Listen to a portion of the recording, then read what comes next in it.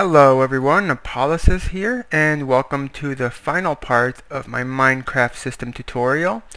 Last time we covered the arrival site, which is by far the most complicated part of the entire build. Now I'm going to go over the reloading system. It's fairly simple to build.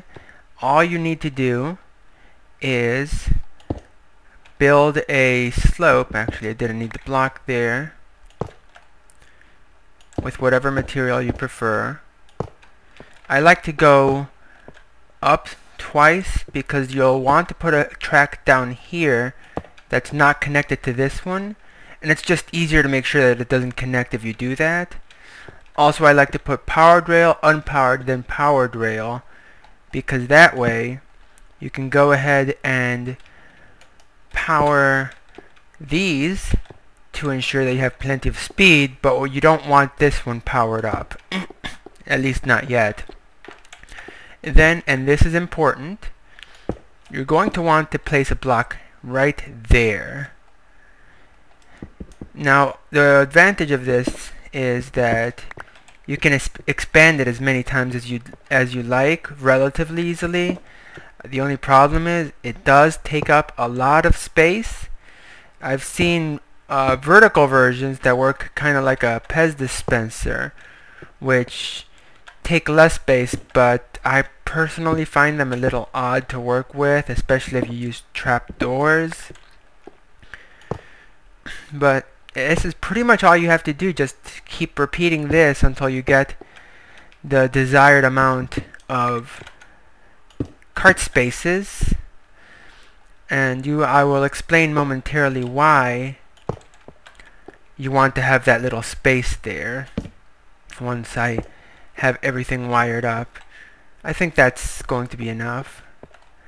And just to illustrate the point, I'm going to go ahead and build another one here. Oops. But on this one, I'm not going to put the block, so you guys can see what happens if you don't put it in. And last one there, and there, torch there. There we go. Now this block here with the button is going to simulate your departure area, the button being what you press in order to head out. You want to connect this to the unpowered segments and make sure, yeah, there we go, that you get enough of a distance so that the torches that you use don't connect to the wiring. If you make this big enough, eventually you'll need a repeater here, and actually this one may be big enough that I need a repeater in the way. Let me see. Looks like it's fine. Now let me go ahead and load up, grab some carts so I can show you how the system works. Basically, when you arrive, your cart lands there and falls through.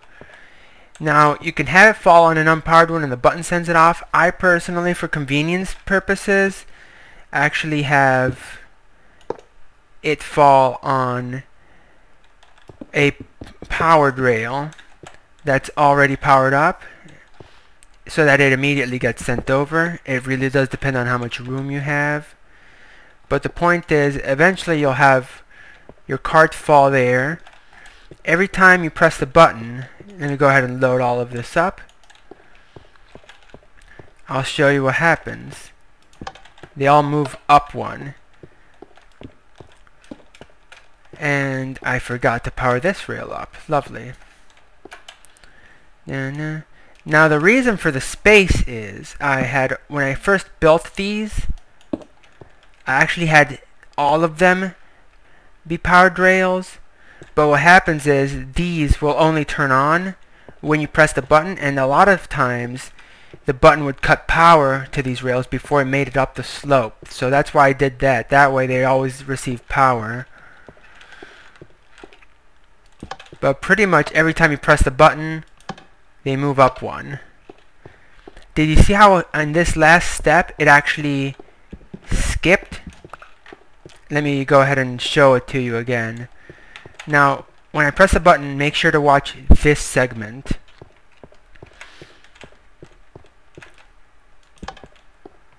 See? Instead of going up and then falling down here, it went all the way over here. The reason is that because of the inertia, it actually goes forward, lands on this one, and keeps going. That's why, there we go, you need to have this block here to prevent it from doing that. Once you do that, it's relatively simple to get the rest of it done. The actual system that drops it, where you're going to be getting in the cart. All you need, and go ahead and grab my sticky pistons. There we go. And I'll just build this up a bit so I have more room to work. Alright. There we go. And let me just actually, whoops. There we go. Now, we're going to pretend that this is the roof. What you do is you put a piston facing that. Then you're going to need a detector rail, like so. And a repeater. Oh, I already have those loaded up. Like so. And let me go ahead and actually, and you're going to need to invert the signal. So actually, let me make a little bit more room. That should invert it. Let me make sure that doesn't receive a signal that way. There we go. And then you want to have the cart basically end up there.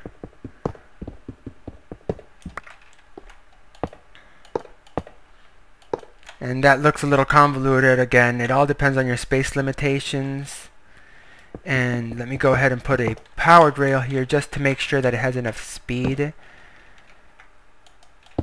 Alright. And you're going to want to have a block there.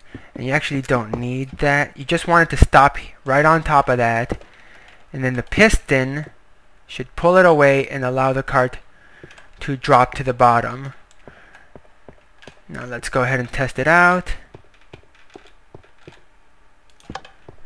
It goes.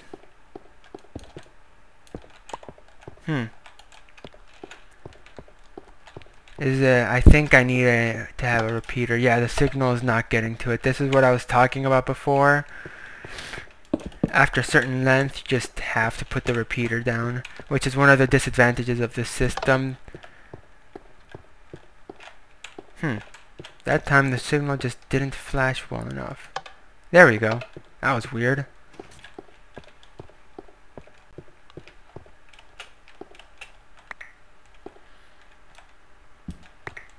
Oh. How silly of me. I neglected the fact that when it moved it would destroy the powered rail. And there, and then you destroy this one. And then you power that. There we go. Sorry about that, folks. As with most of these sorts of builds, sometimes the space constraints force you to modify it slightly, but there you go. That's pretty much how it works. All you have to do is press the button and it drops down. I'm just going to show it to you again. Just pay attention to the cart. Goes up, around, piston pulls it away, and it falls down. Now, over here, I've got a mock-up of the system, and for some reason I'm having an odd visual glitch. You can see these weird black carts. I actually had fixed them before I even started recording, but they broke again. Sometimes when you update the block by removing something, it fixes it. Other times it doesn't. I don't know. The only way I know how to fix it is to literally remove the see, remove it entirely and replace it. I don't understand why it happens sometimes. Functionally speaking, it still works. It's just ugly. So I'm going to just go ahead and show you the entire system working together. Let me make sure that all these spots are filled. Yeah, it looks like they are. Okay. Now just pay attention to the reloading system. This is where you jump in. When you press the button, carts get sent out. Each one scrolls one over, and then that one falls down. I'm going to do it again, but this time I'm going to write it all through the system so you can see how it works. You go out to your destination. Upon returning, you arrive here. Pistons drop it down here, and you get reloaded into the system. And this is what I meant by having a powered rail. As soon as it falls, it gets sent over. And every time you press a button, they just move up one space, leaving this area clear for your return. And there you go. Simple system, perfectly hidden from sight. There's not even a hole in the wall for carts to go through. And I hope you have fun building it as much as I did. Thank you very much for watching, and I hope you all have a good day. Bye.